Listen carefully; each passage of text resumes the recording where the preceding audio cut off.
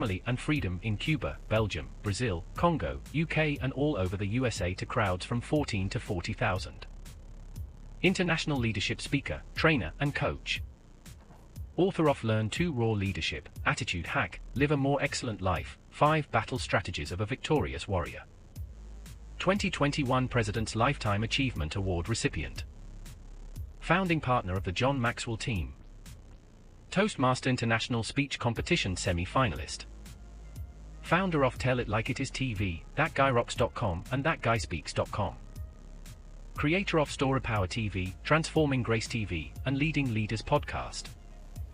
Producer of 4 TV programs and podcasts for Liftable TV and World Trumpet Television as well as multiple social media channels. Please help me welcome J. Loren Norris.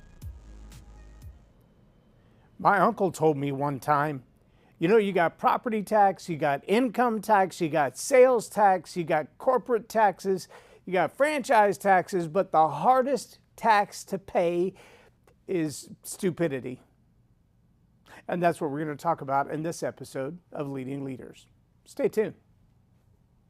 Subscribe now for access to our extensive media library of leadership lessons promoting faith, family, and freedom.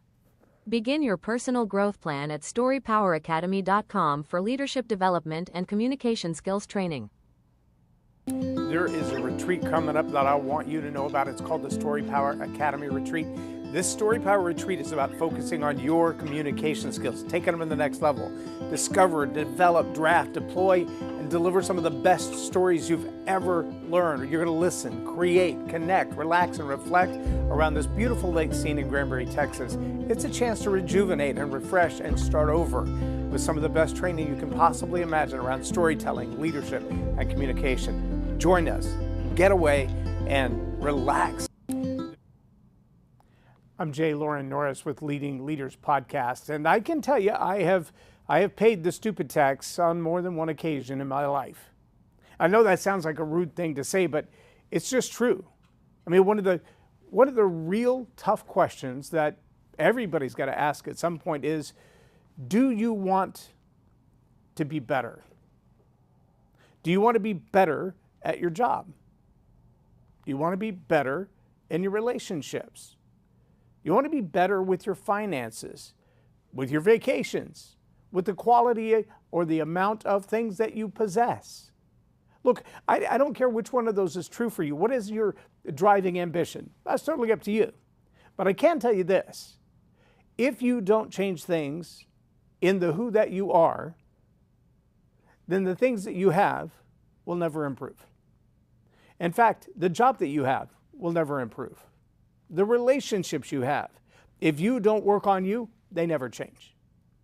Now, I can also tell you, 31 years being married, my wife and I are still working on each other.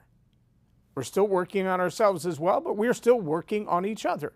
How do we take our relationships to the next level? How do we become better people? And if you stop asking that question, how do I become? What do I need to do to be better? Then progress stops. Going to the next level in whatever it is, finances, education, relationship, career, just contentment, there's a price to pay for that. And that price is sometimes paid in the stupid tax. You play silly games and you get silly prizes. There's other words for that. You know what I'm talking about. But the truth of the matter is, if you look at your life and you think, my life's pretty good. Or you could just become content right where you are. You could strive relentlessly for comfort. I'll tell you what Dr. Gary Brecka says about that. He says that aging is the result of the relentless pursuit of comfort. Now I want you to think through that a minute, because we all know someone who 5 years ago could pop up off the couch, walk around the block, come back and mow the yard, have a glass of tea, skip dinner, go to bed and sleep like a baby, and pop up the next morning at sunrise and everything start over again with no problem. And today, it takes 3 people to get them out of the recliner. And in just 5 years of that relentless pursuit of comfort, It's like they've aged 100 years. They're not even the same person anymore. And in case you're not aware, I'm currently working with a client who's writing an incredible book. In fact, her first release, there's a series of 7. The first release just went out on Amazon this week. It's already in the top 3 and 4 or 5 categories. It's blazing hot. But she talks about how there's this direct correlation between how you think and feel. It's called an attitude. How you think and feel, and how your body, the metabolic process of your body, digests food. Wait, what? Yeah. You've heard about IBS, and you've heard about anxiety disorders that lead to high blood pressure and sometimes a stroke. But how you think and how you feel, that thing is called an attitude, and that attitude impacts your digestive system, which changes the way your body metabolically breaks down the chemicals that you're shoving in your gullet. And when you start putting all these things together and you think, well, I'm just going to have some comfort food, you know, some white gravy and some mashed potatoes, starch, carbohydrates, those things over a long term, they're not any good for your body. They don't do anything good for your brain. They don't do anything good for your blood vessels. They don't do anything good for your arteries. And eventually your heart, your brain, your mind, your lungs, all of those things are being impacted by your thoughts. Now, Dr. Caroline Leaf says your thoughts are things. And so they begin to take a place in your body as well. Dr. Caroline Leaf, in several of her books, has mentioned the fact that 76 to 98% of all chronic illnesses are a direct result of toxic thinking. How you think and how you feel don't stop at your attitude. They start there. How you think and how you feel, if it's an attitude of relentless pursuit of comfort, Dr. Gary Brecka calls that aging. Your body slows down. Your bones begin to lose their tensile strength. Your muscles and your tendons, they all begin to atrophy. Now, I'm giving you a very, some could consider grotesque illustration of how your attitude impacts the quality of your life. Now, I'd challenge you to ask your doctor, maybe not your allopathic doctor, but your holistic doctor, what impact does stress have on osteoporosis or rheumatoid arthritis? Is there a relationship between those things? Ask Dr. Gary Brecka, ask Dr. Barbara O'Neill. You're going to get a different answer than you might get from your allopathic doctor. They may not throw a prescription at you that looks like, hey, go buy this thing and take it with some water. It may look more like, stop doing that. Stop thinking that. Stop believing that. Stop eating that. Now, here's the real challenge. For most people, the question, do you want to get better? Do you want to be healed in your physical body? Do you want to be better at your finance game? Do you want to be better at your career? Do you want to move to another career? Do you want to improve your education? Do you want to improve your relationships? All of those questions are immediately answered with a yes, until the price tag is applied. Until the price tag is applied. Because trust me, the stupid tax is real, and it's high. It's a high percentage of your earnings. If you don't learn to do better what you're already doing, chances are that's going to cost you. If you continue that diet, not only will you have weight gain, your clothes won't fit, it's going to cost you money to buy new clothes so that you can still look stylish even though you put on some pounds that you didn't expect to put on. That's part of the stupid tax. You're going to get bad teeth and bad blood vessels, and your skin's not going to look right, and you're going to have to pay to fix those things, and that's part of the stupid tax. I know, it sounds mean. Trust me, I paid it. I've paid the dentist to fix things that a little more dental floss might have changed, a little less sugar might have changed. Decades ago, when it was a different situation in my life, but I'm now paying the price for decisions made back then. Well, what if I told you that If you had a coach or a mentor who would be honest with you, who would tell you the truth about the things that you need to change in your life, that there's a better chance that you could avoid the stupid tax 2 years, 5 years, 10 years from now. You wouldn't have to start over in your career, per se. Maybe you would have a chance to have a better relationship today if you'd started doing things 5 years ago. But maybe if you change the things you're doing now, 2 years, 5 years, 10 years from now, you can be at the next better level without paying a stupid tax. Truth is, if you do those things now, it's not going to be easy. You're going to have to pay a price now. You're going to have to be more disciplined now. You're going to have to make tougher choices now. If you want better 2 years, 5 years, 10 years from now, you're going to have to do something different now. I was working with someone just this last week, and one of their clients, one of their mentees, they were kind of giving me a rundown of here's how this relationship is working, and I'm hearing echoes. 15 years that I've been in this industry, 15 years that I've worked with people. Oh, they want the results. In fact, they want to look at me and go, I paid you, why did I not get the results? And I'm like, well, I gave you the prescription. The pills are all still in the bottle. That's metaphoric. I don't sell pills, period. I barely take them. But if I gave you the ideas, if I told you what it was going to take to change things, and you refused to do those things to make those changes because, well, it was uncomfortable. It was a little painful. Yeah, probably. I mean, I had to do push-ups and that hurt and I got sore and I got tired and I just want the muscles without the push-ups. Doesn't happen. And guess what?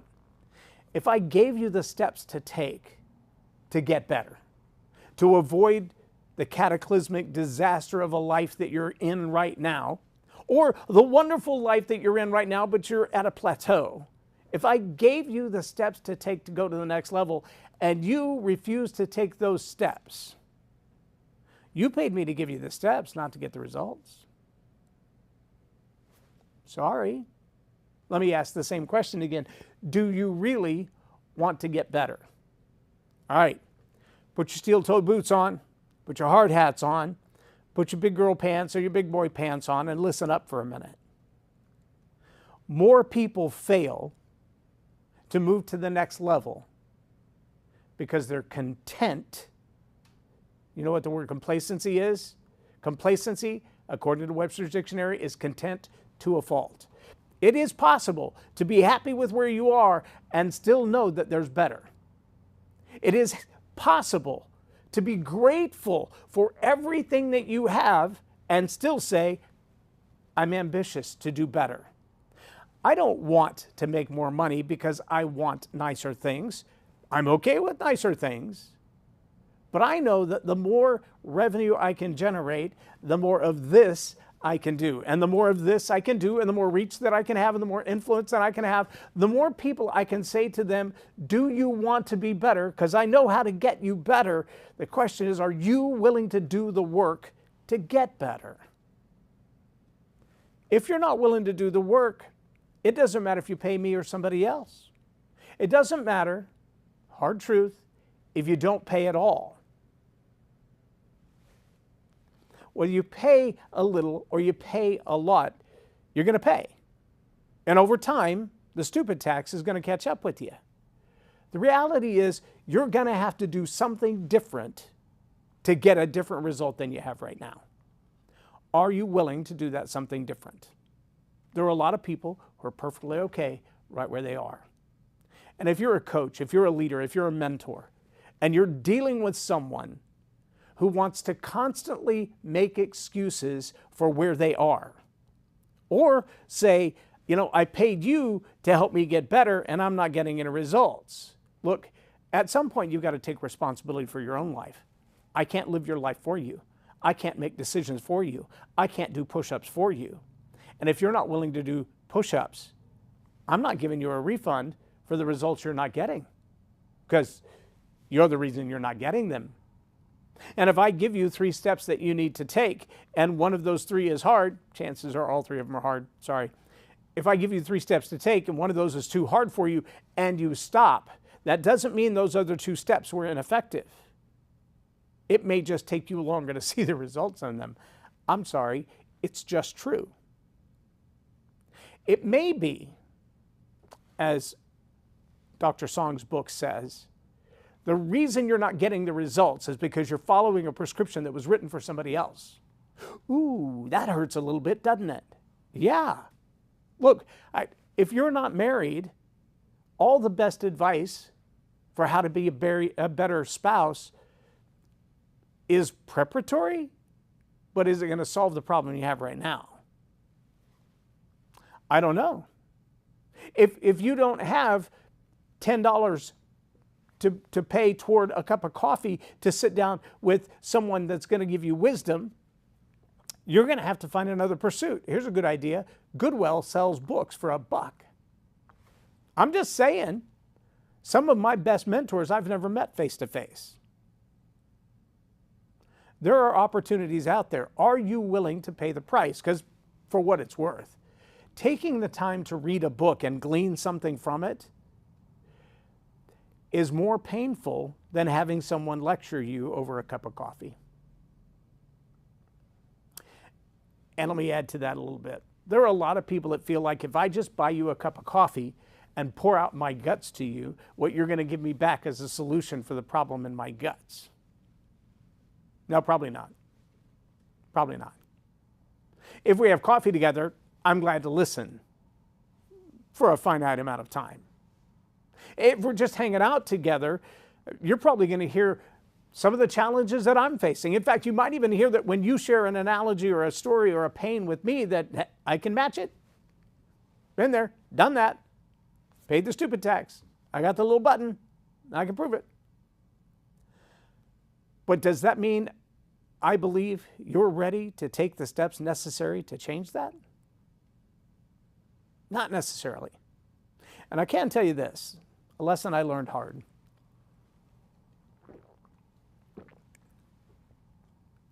Just because I give you advice doesn't mean you're going to get results. Because sometimes the advice that I give goes in one ear and out the other. Or it meets the sarcasm of, well, I tried that before and it didn't work. I love to watch some of the interactions when Tony Robbins works with his crowd. And they say, well, I've tried everything to lose weight. He's like, everything? Everything. I've tried everything. Oh, how did it work when you cut your leg off? What? Why would I cut my leg off? Well, you said you tried everything. I'm just testing. Was it actually everything, or is that an overgeneralization? Okay, so not everything. Okay, so what you're telling me really is that you didn't try everything, but you tried a lot of things that didn't work. Okay, yeah, that's a fair statement. All right, so what if I gave you something to do that I'm 99% sure would work? Would you be willing to do it? Absolutely, I'd be willing to do it. Okay, it's going to be hard. Well, I'm, 50% chance I'll do it. Oh, it's going to be hard and painful, and you're going to have to pay, like real money. Yeah, can you tell me what it is, and then I can decide? No, it doesn't work like that. It doesn't work like that. Because the knowledge, the wisdom, the experience that I have, the stupid tax that I've paid, and the mentors that I've paid, and the books that I bought, and the time that I've invested in reading, studying, making notes of those books, synthesizing that information and passing it on. That's been a huge investment for me. And I still know there are things that I didn't do that I was advised to do years ago. And now I'm looking back going, man, I wish I'd done that then. I'll give you 3 of them right now. If you're in any kind of business, you should apply these 3 right now because it took me almost 15 years to apply them. Here's number 1. Build your email list. I've been in this industry almost 15 years. My email list is still under 1,000. Why? Because I heard so many other people say, well, I do it like this, and I do it like this, and I do it like this. And I kind of, sort of, almost tried each of their different examples, and I didn't give any of them 100%. That's a stupid tax, my friends. Because I can promise you, in this industry, your list is equal to your bank account. That's number one. Number two,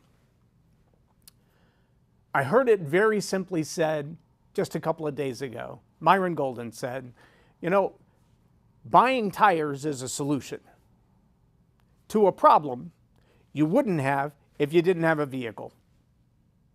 Nobody buys tires who doesn't have a vehicle which needs tires. No one just buys tires to collect them. They buy them to sell them, or they buy them to solve the problem. Well, what's the problem? Well, the problem is I have a vehicle which needs tires. Well, if you got rid of the vehicle, would you need tires? No. So getting rid of the vehicle solves the problem, right? Well, no, it creates another problem. But see, I got the vehicle to solve the problem of I don't like to walk everywhere or I have to go too far. So now I have a vehicle. Well, now that you got a vehicle, now you got to have tires and probably some sort of fuel for it. And you got to maintain it. And so solving problem one, I need transportation, created problem 2, 3, 4, 5, and 6. And when I heard that, I thought, gee, that sounds like I've heard that before.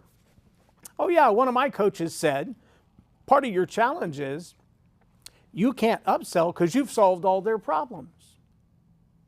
Oh. I can go all the way back to 2012.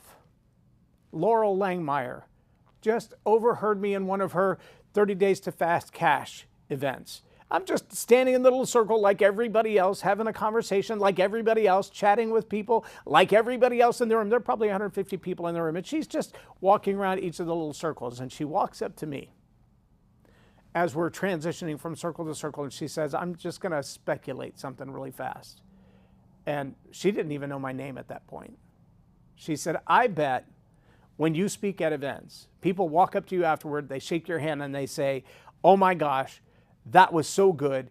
It was so deep. There was so much information. It was like drinking from a fire hose. It's going to take me days just to sort out what you said. Thank you so much. And then you never sell anything. Have you been following me around? How do you know that? But from that day until only about 3 years ago, I hadn't changed that process. 2019, I'm listening to a mentor, Jeff Walker, talking about the product launch formula. And he said, when there's a problem and you solve the entire problem, two things happen. Number one, people don't get the whole solution because what you've given them is too deep. They can't take action on all of it. So slow it down, give them a piece at a time so they actually get the results of the solution that you gave them. But then it also introduces the next problem they need to solve. You took care of that, now you're going to have another problem. Here's what I know is going to be the next problem.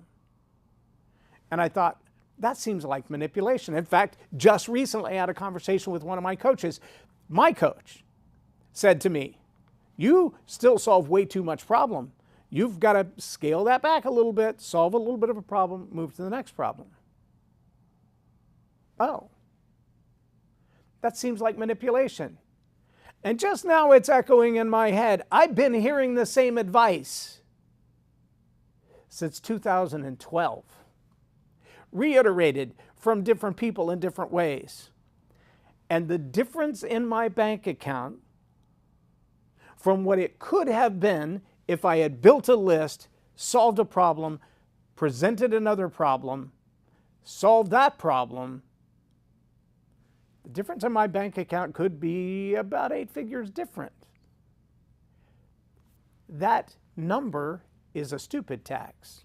I didn't take action on the information that I was given. So let me ask you, what information have you been given that you didn't take action on? What is it that you look at now and go, those are not the results I wanted. They're not the results that I expected. They're certainly not the results that I paid for. But something's not clicking right. And then ask that harder question. Do you want to be better? Do you want to be better off financially? Do you want to be in a better relationship? Do you want to be in a better career? Do you want to have a better education?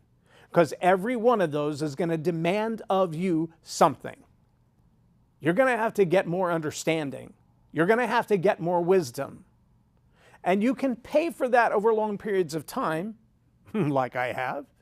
You can pay for that $1 at a time by buying the books at the Goodwill and scouring them cover to cover, like I have. You can learn that by researching 1,000 other things, or you can learn that by working with a mentor who's already been down that path, made the mistakes, and went, okay, I'm not doing that again. I'll give you a last analogy to hold your hat on. I used to have a 4x4 Excursion. I still have a 4x4 SUV. But when I had this Ford Excursion, this thing would pull 20,000 pounds down the highway. I mean, literally at idle, I could pull a trailer. Just put it in gear. You could get out and walk along beside it like you were hauling hay. You could pull just about anything. And I remember pulling up behind a guy one time who had turned in a rainstorm. The roads were starting to get a little flooded, and he pulled up in what he thought was a driveway to make a U-turn and, just a 3-point turn, pull out. But he pulled in far enough, not realizing that the water was hiding the fact that this driveway had an end to it and about a 40-inch drop-off on the other side. And he drove far enough that his little front wheels had fallen off and the frame of his car was sitting on the edge of that concrete. And when I pulled up behind him in my Excursion, I pulled up my tow rope and I said, I can get you out of there. He goes, well, tell me when you want me to punch it. Just honk and I'll punch it. I'm like, I don't want you to punch it. That truck can pull you out of here at idle. I'll hook it on, I'll put it in reverse, and it will idle you out of that hole. It's got that much power and that much weight. If you punch it, here's what's going to happen. You're going to get in there. I'm going to get your wheels on the asphalt, and as soon as they get traction, you're going to back into the back of my truck, which, by the way, has an enormous ranch hand grill guard. My grill guard alone outweighs your car. And you're going to do more damage to your car than you could possibly imagine just by backing into my truck. And you might scratch my paint. So don't do that. I don't want you to scratch my paint. The guy gets in his car, steering the steering wheel. He's revving the engine while it's in neutral. I'm like, don't do that. I'm telling you, don't back into me. He lets off. He pulls up. He rolls back onto the concrete and still nearly hit me. Not accelerating, but still nearly hit me rolling in. Now, how do I know that if I pulled him out and he was accelerating, he was going to hit me? Stupid tax. Yeah, been there, done that. But if he hadn't followed the instructions that I gave him, just steer the car and then be ready to hit the brake. That's all you have to do. Steer the car, hit the brake. Anything else is a disaster. 2 instructions. Steer the car, hit the brake. That's it. How many of you would say, well, that can't be right. That's too simple. That can't be the solution. There's not enough effort applied. Yeah. Go back to Bob Newhart. Just stop it. There's a really good chance that a mentor can look at decisions you're making in your life, that a coach can tell you, if you stop doing this and start doing this, that's a 180 in your life. You're going to completely turn things around. If you better understood this one principle that right now your life looks like you're ignoring, you could change things. Just steer the car, apply the brakes at the right time. That's all you got to do now. That's your right next step. But if you want to go to the next level, there's going to be pain involved. You're either going to pay a stupid tax because it takes you forever to get there, and you're going to have to pay along the way for the mistakes that you made, or you're going to have to pay someone who's already been there and knows how to get you there better, faster, sooner, with less pain. Either way, you're going to pay. You want to pay now and get quick answers? You want to pay now and see the results sooner? You want to pay now and have ideas that you maybe have thought about but didn't know how to apply? Or do you want to wait and pay more later? Pay more over time? It's kind of like that whole finance option. If you pay cash, it's one price. If you pay later or over time, there's a little bit of a fee. Sometimes the actual price is higher. You can buy it now for $2,000, or you can pay $250 a month for a year. Wait a minute. That's another $1,000 almost. Yeah. And there's interest too. But hey, who's counting? You could pay now, or you can pay later. If you pay later, you don't know there are people who use pay now, buy now, pay later for their Uber Eats? What? Why would you do that? I'd like a hamburger today and I'll finance it over the next 6 years. That's just silly. But people do it in their relationships. Look, If you're hanging out with somebody right now, you're investing in them emotionally, you're spending time with them, and they're not seeing any progress, it may not be because as a leader, a mentor, or a coach, you failed. It may be because you told them, steer the car, hit the brakes, and they thought that was too simple, that you didn't understand the problem or the process. But they're not willing to do the easy right now steps because it's a little uncomfortable. It's a little inconvenient. Look, if you want to age faster, if you want to race to the end and have nothing left, just keep doing what you're doing. If you want to get better, pay the price now. It's cheaper. I'm J. Loren Norris with Leading Leaders Podcast for Tell It Like It Is TV. Have a blessed day. Subscribe now for access to our extensive media library of leadership lessons promoting faith, family, and freedom. Begin your personal growth plan